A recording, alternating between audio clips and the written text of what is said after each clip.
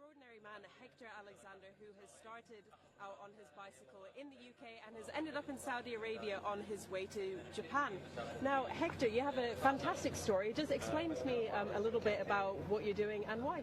So I was running a tech startup in London, and I suddenly had this realization that I needed to see the world and want to meet people in it. And I realized that being on the back of a bicycle is a good way to do that. It's a non-intrusive way of seeing villages and towns.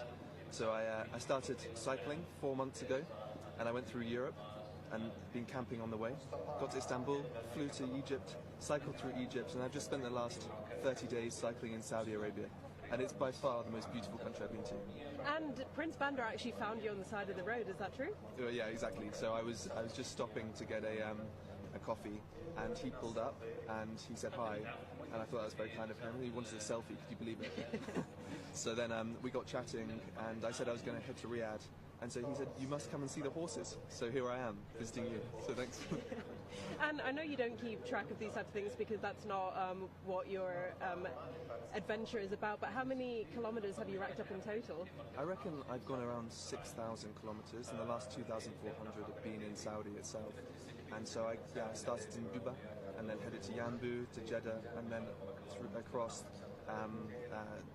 to Riyadh, and then I'm going to head further east across to Bahrain, and I'm really stunned by the generosity of the Saudi people. Everyone is so hospitable. About 5 or 6 times a day I'm invited in to people's homes for tea, for coffee.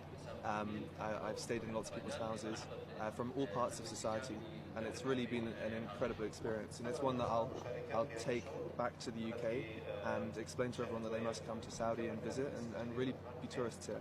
And some people must think you're mental because it has to be really taxing on your body riding that many miles. Funnily enough, it's not so much taxing on the body, but psychologically it can be a little bit taxing. And especially when I was in places like Serbia, where there weren't many people who spoke English, where I was a long way away from home, it was difficult. But then when you come to countries like Saudi Arabia, there are so many people who are your friends here, and it's not so psychologically difficult because it's not so lonely. So really, it's more of a psychological game than a physical game, I would say. And when do you reckon that you will reach your endpoint, which is Japan? And do you think you will stop at Japan, or do you think you could even go over to Australia? It all depends on how I feel when I get to Japan. I reckon in 8 months I'll get there, and then I have toyed with the idea of continuing around the world. One of my friends is doing that at the moment. But I am fearful that I would not be able to reintegrate back into society if I became that wild man who was living in South America for another year. So let's see.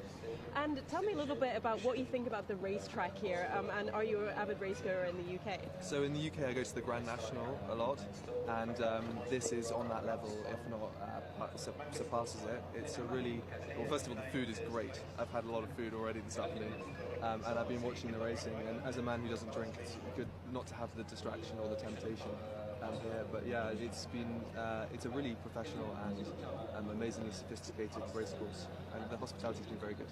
Well, it's fantastic to have you here, Hector, and I wish you all the best on the rest of your journey. Thank you so much. Thanks for meeting with me today.